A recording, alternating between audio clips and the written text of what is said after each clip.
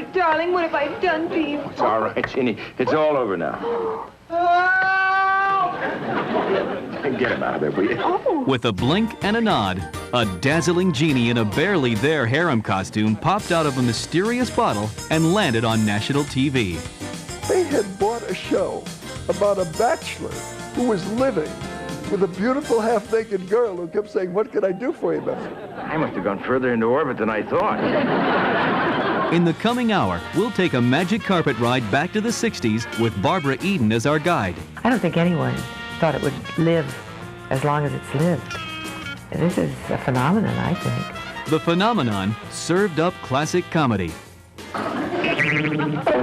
What on earth do you think you're doing? With plenty of drama behind the scenes. I can't read, I'm not that talented. What am I doing there? Jeannie's favorite astronaut was often overbearing. He actually jumped on the table in the middle of an NBC meeting. And sometimes out of control. Larry Hagman was drinking champagne like it was cherry Kool-Aid. The show's creator ruled with an iron grip. He had this strange office which was soundproofed. And I remember going in there and I thought, this is kind of weird. While Jeannie kept a secret that threatened to put the cork back in the bottle.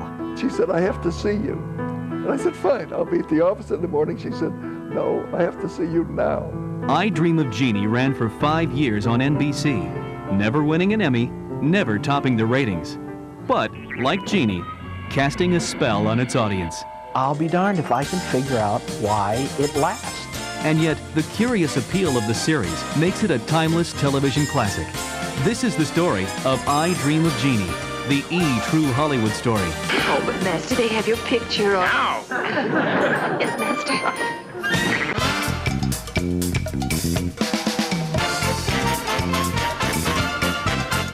The year is 1965.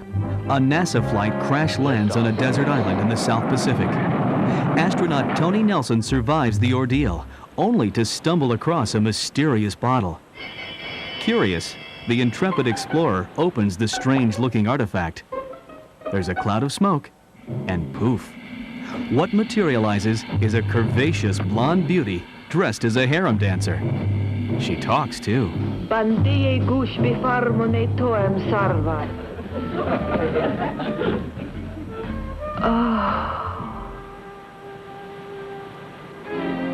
And quickly conjures up a helicopter to save the day. Thus began one of TV's most charming sitcoms. I will teach thee, Master. And if the premise sounds a little wacky, it was. But television back then was populated by a lot of strange characters. Steve Cox is the author of Dreaming of Jeannie. The 60s introduced a lot of what some people have called the ostrich years. There was Gilligan's Island, there were Munsters. And Martians, and witches, and talking horses. So, why not a genie? That's precisely what writer and producer Sidney Sheldon thought in 1964, when he was approached by executives at Screen Gem Studios to develop a new TV series. Sheldon's inspiration came from The Brass Bottle, a film that starred burly Burl Ives. There were movies about genies, but it was always some giant man coming out of a bottle saying, "What can I do for you?" And I thought it would be fun to write about a beautiful, nubile young lady who said, "What can I do for you, Master?" I Dream of Jeannie began to take shape, and 46-year-old Sidney Sheldon was excited to spin another good yarn. Sheldon, a native of Chicago, had traveled to New York City in 1935 to pursue a career as a composer. When that plan went bust, the young adventurer migrated to Hollywood. And I heard about readers, people who synopsize stories for busy producers. So I synopsized a copy of Mice and Men, a wonderful Steinbeck book, sent it to the studios, and within 2 days, I had a job at Universal. Sheldon was quickly promoted to screenwriter. A decade later, in 1947, he won the Academy Award for Best Screenplay. The movie was The Bachelor and the Bobby Soxer. Over the next 15 years, Sheldon worked on a dozen feature films. Then, in 1963, the writer-producer was offered a chance to ply his trade on the small screen. I got a call from my agent And he told me that they had a show called The Patty Duke Show, and they had a time slot on the network. The Patty Duke Show launched that fall on ABC and quickly became a hit. But it was another screen gem show, Bewitched, that executives hoped to leverage. The series starring Elizabeth Montgomery was the highest-rated sitcom during the 1963-64 season. Enter Sidney Sheldon and I Dream of Jeannie. Sheldon wrote the pilot script in the summer of 1964. The casting net then went out to snare the sultry Jeannie.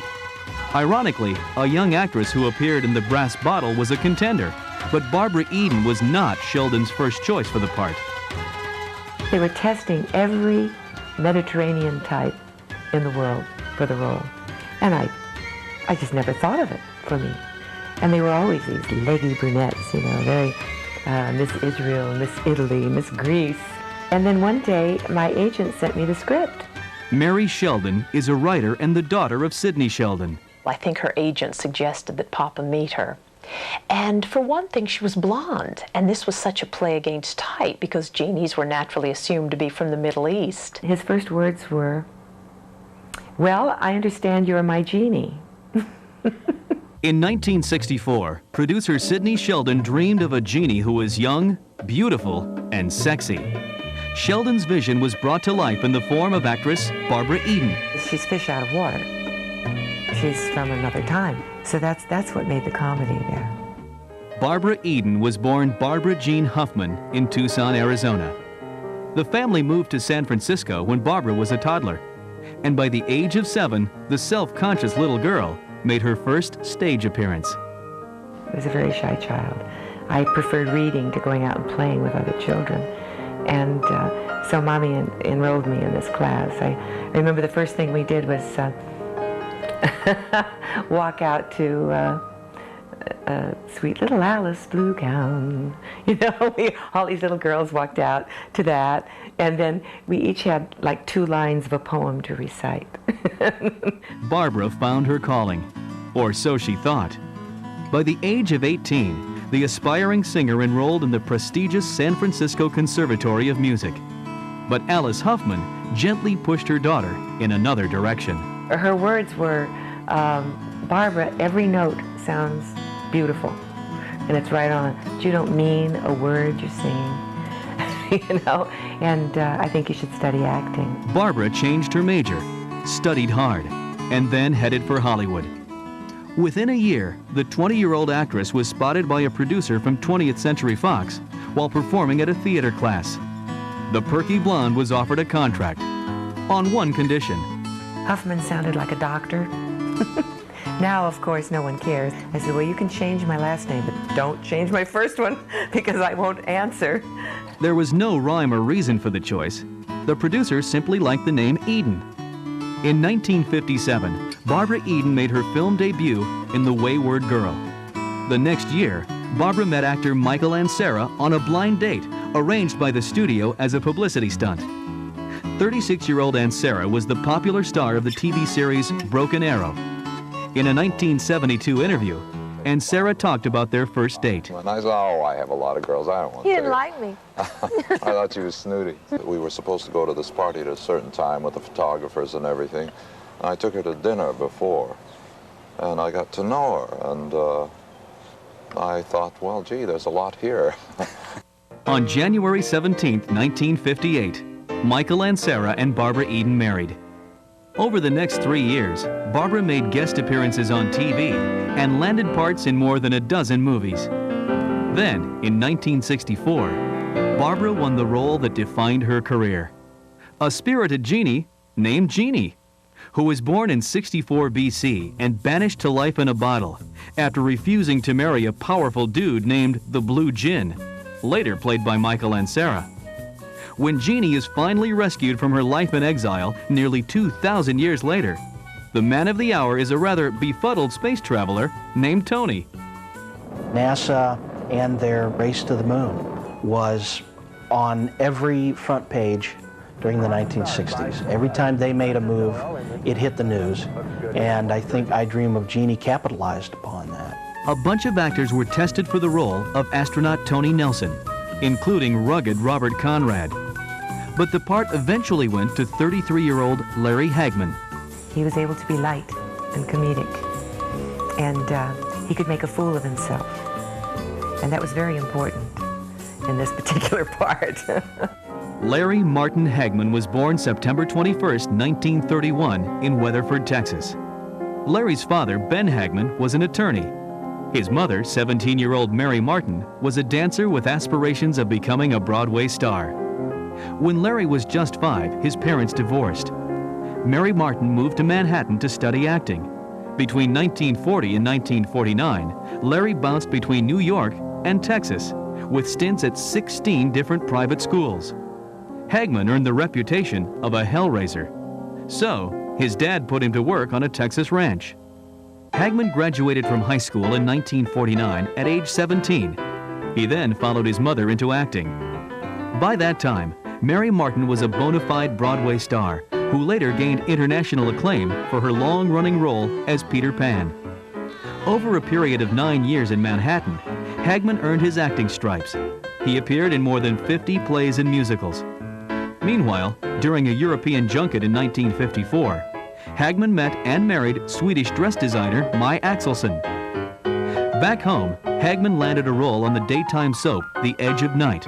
But by 1964, the 33-year-old actor was out of work and down to his last $30. The call from Sidney Sheldon to audition for I Dream of Jeannie came none too soon.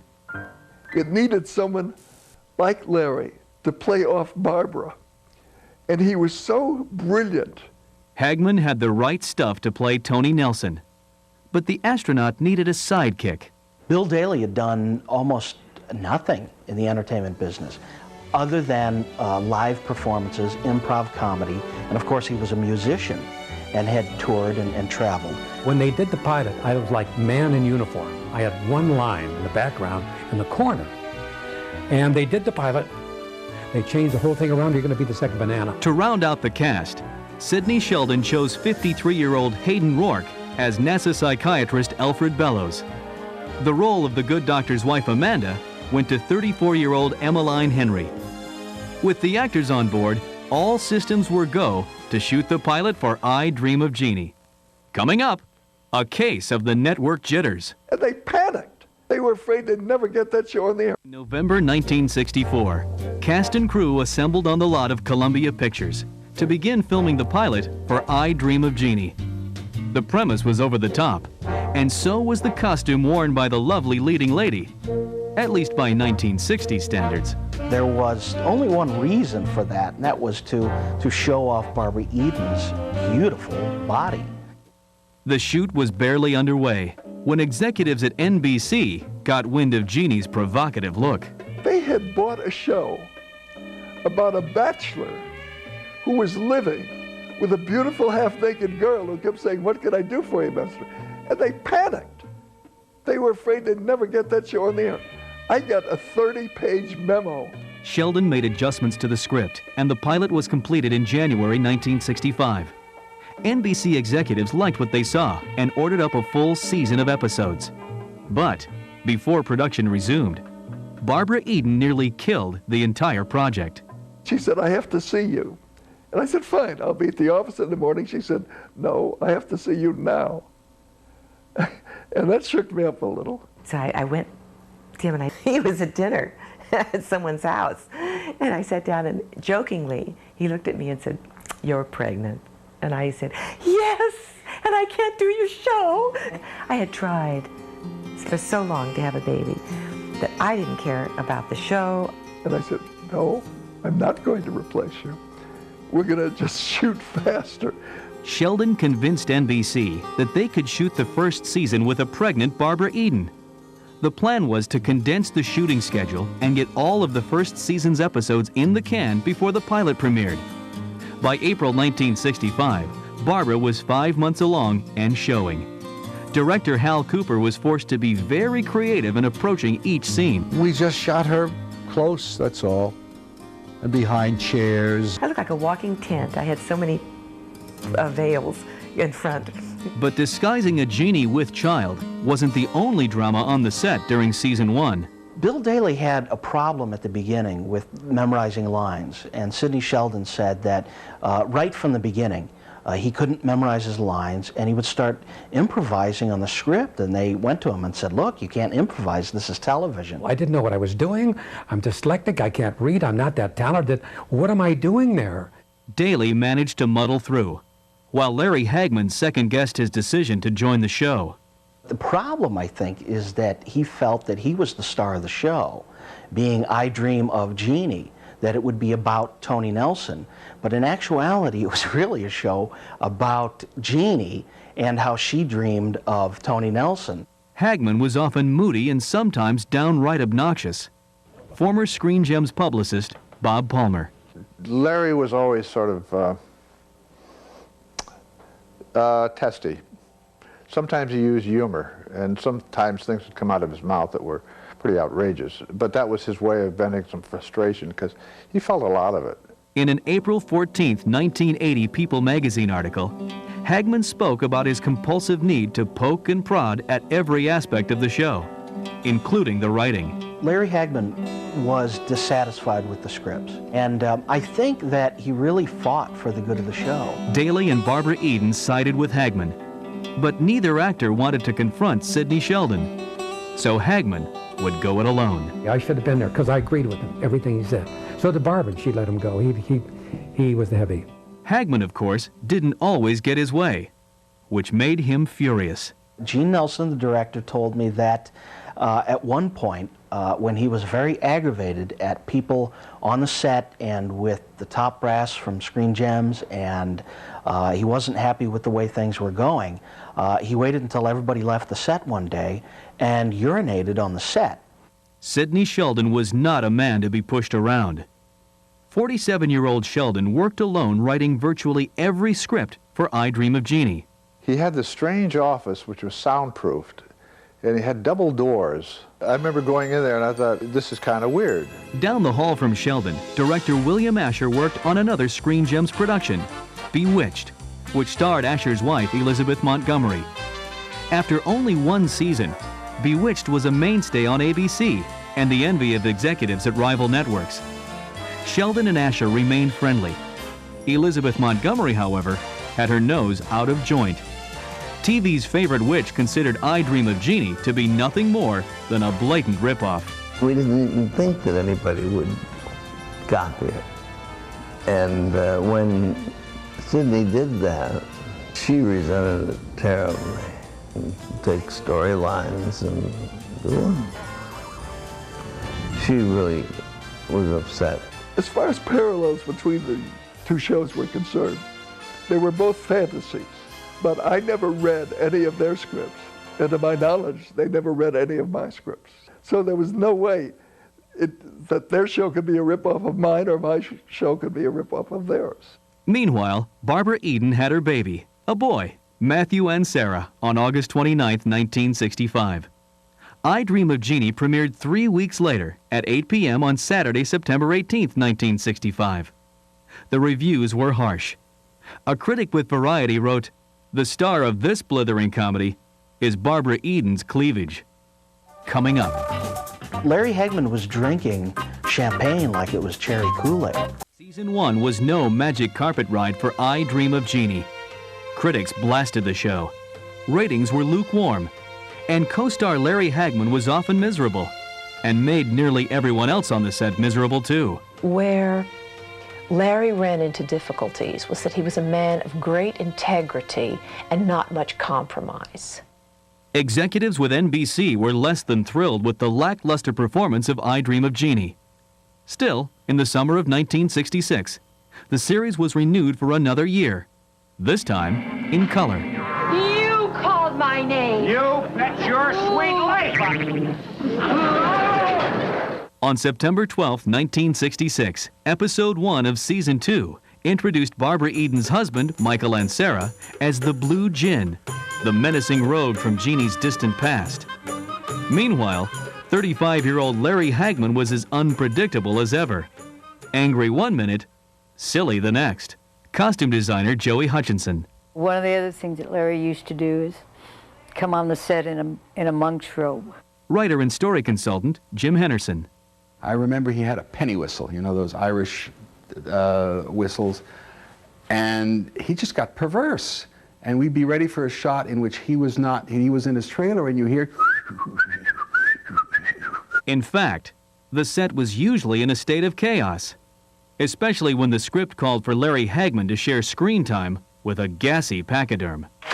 One time we were in our bedroom and she was going to blink an elephant in, and she blinked the elephant. Well, to do that, what you do is they say freeze, and you go, gee, and you freeze like this, and so you can't move. You can't move. So there wasn't a lot of room to get the elephant in, so they had to lead it in, but it wasn't enough room to turn it around. And just as they said 1, 2, 3 action, where I could start moving again, they went 1, 2, 3, and it broke wind. I mean, right here.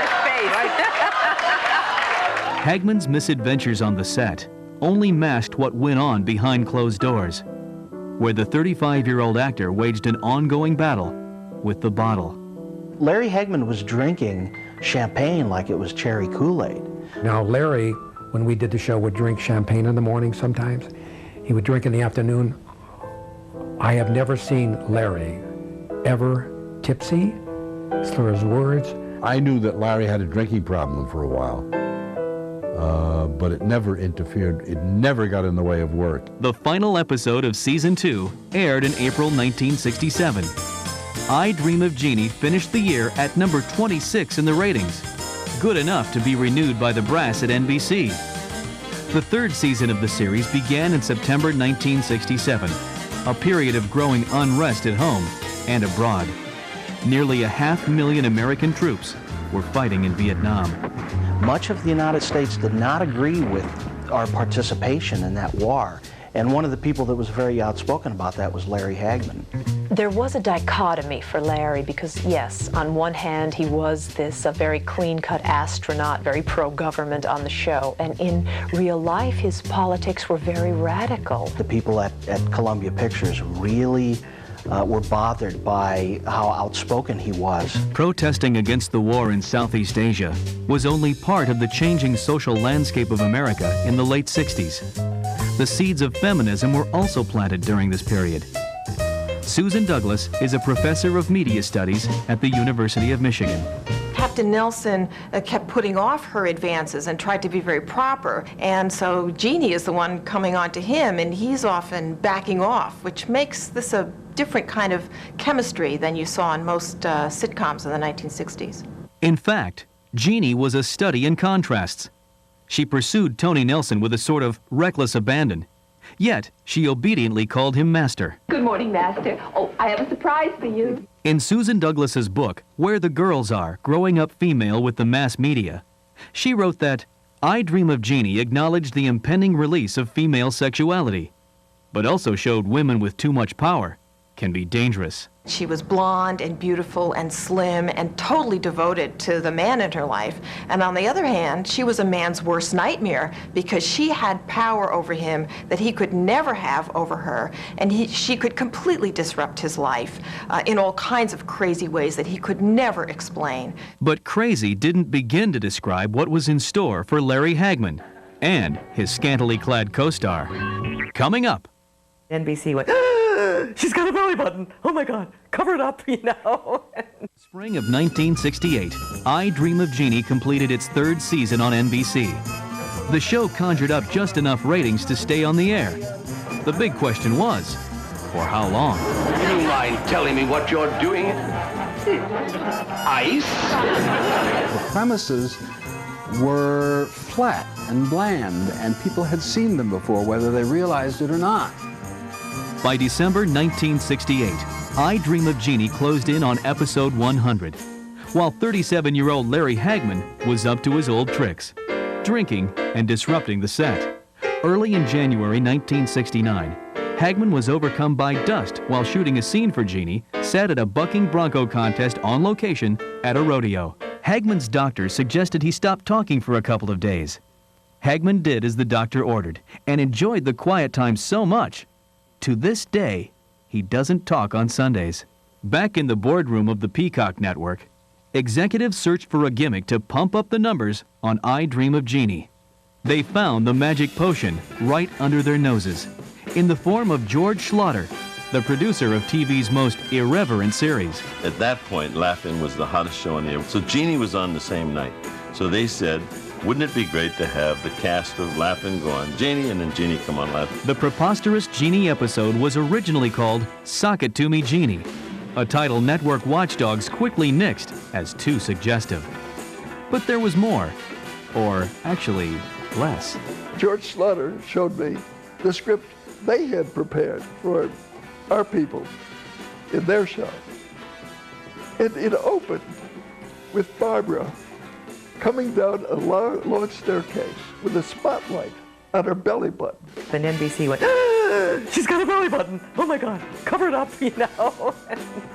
Everybody said we could not see Jeannie's navel. NBC said they couldn't. Sidney Sheldon said they couldn't. Everybody got dug in and said, we refuse to allow this woman to show her navel. Jeannie never did show her belly button, but NBC's gimmick didn't pay off, and season 4 ended with mediocre ratings. 3 months later, on July 20th, 1969, the world looked on as astronaut Neil Armstrong made history, the first man to set foot on the moon. It's one small step for man, one giant leap for mankind. The space program was in the headlines again, and NBC execs were anxious to piggyback on the publicity with yet another Jeannie gimmick. A plan quickly took shape that promised a surefire boost in ratings. A wedding between the astronaut and the Jeannie. I think that the notion of getting Tony and Jeannie married was one of the more benighted ideas that a network ever had. On October 7th, 1969, episode 4 of season 5 featured Tony proposing to Jeannie. However, there was little celebration among members of the cast and crew. He said, don't you guys understand what makes this show tick? What makes this show tick is the radical notion that these people make the beast with two backs after the show fades out. If you marry them, you've got bewitched. Rumor has it that when Larry Hagman heard of it, he actually jumped on the table in the middle of an NBC meeting. I got to tell you, I think it made Larry crazy. I think that the problems that we had on the set the last year were directly traceable to the fact that Larry knew that if this happened, the show was doomed. There was more shouting behind closed doors, to no avail.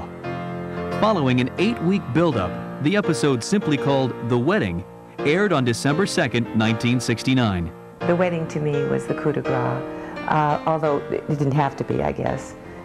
But I felt that it was, because the whole funny thing of this is that she's not human, but she thought she was, you see. NBC's idea did bring Jeannie's ratings up temporarily. The wedding episode finished the week in the top 20. Meanwhile, halfway through season 5, 52-year-old Sidney Sheldon took a much-needed break from the grind of churning out TV scripts. Instead, the prolific writer began work on his first novel, The Naked Face. Without Sheldon's full attention, the writing suffered. Those shows were not really funny anymore. Jeannie limped through another 15 episodes with little fanfare. The season 5 finale was scheduled to air the week of April 11th, 1970, when news of the space program gripped the world once again. Okay, Houston, we've had a problem here. Houston, we've had a problem. This horror was taking place, and the network, of course, cut programming to watch the progress of NASA rescuing these astronauts in space. And it was a very tense time for America. 200,000 miles above Earth, Apollo 13 astronauts James Lovell, Jack Swigert, and Fred Hayes raced against time to repair a crippled command module. On April 17, 1970, Americans watched as 3 heroes broke through the clouds and landed safely in the Pacific Ocean. 5 weeks later, on May 26, 1970, the 139th episode of I Dream of Jeannie aired. Sir, if you would just give me a chance to explain, I'm sure I can clear this all up. What is that? It turned out to be the final show. That summer, NBC put the cork back in the bottle. with Jeannie inside. I remember being very sad, very, very sad. This is your family, and this is also something that you're used to doing week after week after week after week. Coming up. I went home and had a bunch of tests and discovered that, yes, the baby was gone. The spring of 1970, I Dream of Jeannie vanished from NBC after a 5-year run. But the magic didn't end for the stars of the light-hearted series. I like to think that Jeannie was one facet of me. I'm doing a show right now that's another facet. Barbara Eden was happy to have a break, to spend time at home with her husband Michael and Sarah, and their son Matthew, who was now 7 years old. But Eden wasn't ready to retire yet. Barbara soon won starring roles in a string of highly rated TV movies. In 1972, Barbara's personal life hit a high note. Eden was thrilled to learn that she was expecting her second child. But the determined actress continued to work. During her 7th month of pregnancy, she was in St. Louis for a location shoot. Following a long day on the set, Barbara underwent a routine physical exam that turned out to be anything but routine. The doctor there said, when you get home, go to your doctor right away. And I said, why? Something wrong? He says, no. He says, nothing's wrong. He said, I can't find the heart. He said, I thought I did, and I can't. Heartbeat, but sometimes at this stage, it was 7 months. The baby turns over, you can't find it. Barbara was alarmed, but not panicked. After all, there seemed to be a logical explanation. Nevertheless, Eden immediately returned to Los Angeles, and the news she dreaded. I went home and had a bunch of tests and discovered that, yes, the baby was gone. Adding to the heartache, Barbara was told that she might not survive induced labor, leaving doctors with only one option. They make you carry the baby until the 9th month, and that really screwed me up. That was not a good time. The deep anguish that followed the miscarriage drove a wedge in Barbara's relationship with Michael and Sarah. In 1973, they ended their 15-year marriage. Over the next 3 years, Barbara slowly regained her emotional balance and returned to work. In 1976, Eden met 45-year-old Chicago newspaper executive Charles Fagert. Fagert eventually proposed, and on September 11, 1977, the couple wed. 1 year later, Barbara landed the role of feisty Stella Johnson in the film Harper Valley PTA. She was a free spirit. She was very open, honest, had the courage of her convictions. In 1981, Barbara took the role of Stella to the small screen. During this time, her marriage to Charles Fagert was coming to an end. The couple divorced in 1982. Larry Hagman's post-Jeannie days mirrored his life during the series. Hagman drank to excess, but managed to pull himself together for some forgettable film projects, including Son of Blob in 1972. But 6 years later, the 46-year-old actor struck gold. Or more accurately, oil. Hagman landed the juicy part of dastardly villain J.R. Ewing on Dallas. I get all the girls and all the money and have the most fun. Hagman's sidekick on Jeannie, Bill Daly, went on to play the bumbling next-door neighbor on The Bob Newhart Show, while Hayden Rourke took down his fictional psychiatrist shingle to live a quiet life in Studio City, California. Rourke's TV wife, Emmeline Henry, continued in show business, but in the late 70s, the engaging actress was diagnosed with brain cancer. And she had a terrific resume of work in television, and she was also a singer. She had a terrific career. On October 8, 1979, Emmeline Henry passed away.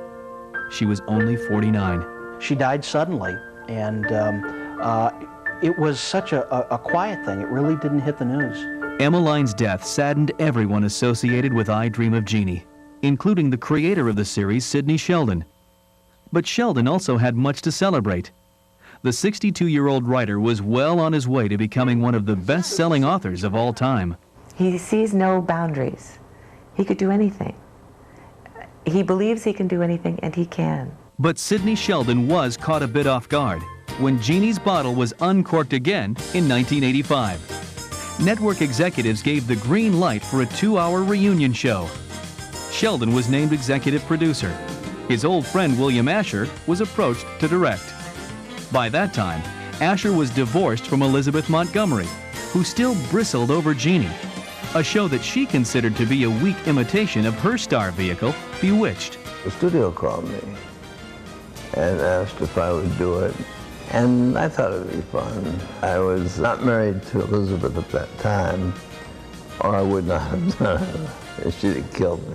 Barbara Eden enthusiastically signed on for I Dream of Jeannie 15 years later. So did the other members of the original cast, except one. Larry Hagman wouldn't even look at the project. He was having too much fun as Dallas oil baron J.R. Ewing. I called him, wanted to talk to him about his feelings on the script, and he said, "What are you talking about?" I said, "Well, I'm talking about Jeannie. What do you think I'm talking about?" And he said, "I'm not going to do that."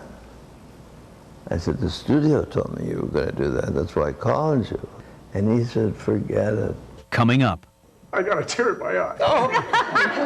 In 1985, the 2-hour TV movie I Dream of Jeannie 15 years later went into production without Larry Hagman, who was riding tall on a Texas ranch as J.R. Ewing. I thought Larry was going to be there. I'm getting dressed and I'm ready to go. Boy, I'm going to get to work with Larry. And I see Wayne Rogers. And what are you doing here? So I'm playing Larry's part. Wow, man, that was a shock.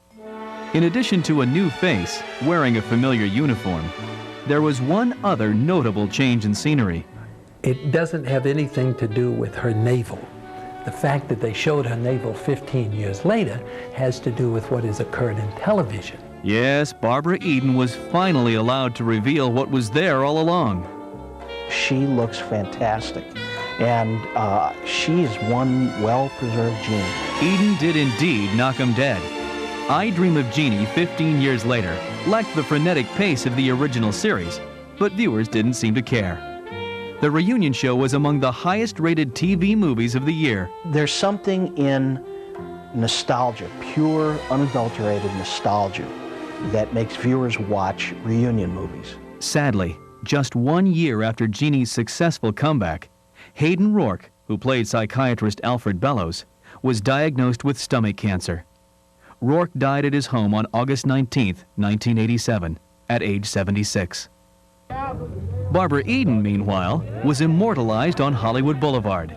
Soon after, love played a starring role for Barbara Eden, and on January 5, 1991, she said, "I do" for a third time.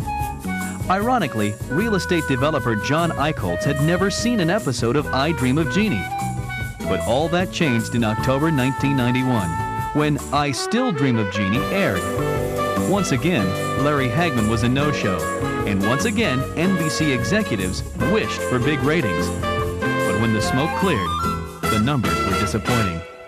While Jeannie said master for the last time, 60-year-old Hagman was coming off a delightfully diabolical 13-year run as J.R. Ewing on Dallas. True to form, the final episode was a cliffhanger. J.R. put a pistol to his head, and a shot rang out. Did America's most lovable scoundrel kill himself? Millions of die-hard fans were left to ponder that question. Ironically, in real life, Hagman was also on the road to self-destruction. But his weapon was not a gun, but a bottle. Hagman was dying from cirrhosis of the liver. He stopped drinking cold turkey, hoping his liver would regenerate. It didn't. By 1995, the prognosis was grim. Larry desperately needed a transplant. Then, on August 22, 1995, a donor was found. Hagman was rushed to Cedars-Sinai Hospital in Los Angeles, where he underwent a difficult 16-hour operation. The procedure worked. With Mai, his wife of 41 years at his side, Larry Hagman had a new lease on life. In November 1999, 68-year-old Hagman agreed to be part of another Jeannie reunion, if only on a TV talk show. I got a tear in my eye. It's a nice feeling. Yeah. I was thinking how much better I looked than they do. But 2001 brought tragedy for Barbara Eden.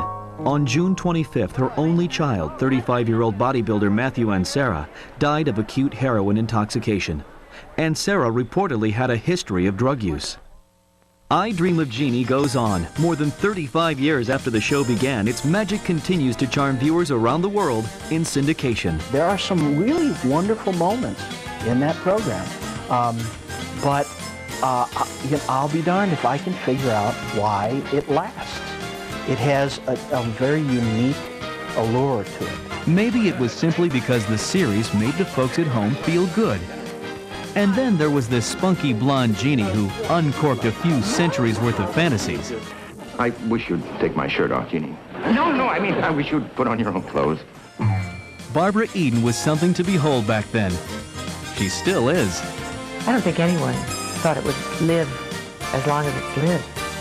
And this is a phenomenon, I think. I hear such great stories about you. They're all true. All true. That looked an awful lot like the house where we shot I Dream of Jeannie. It is a house. It is the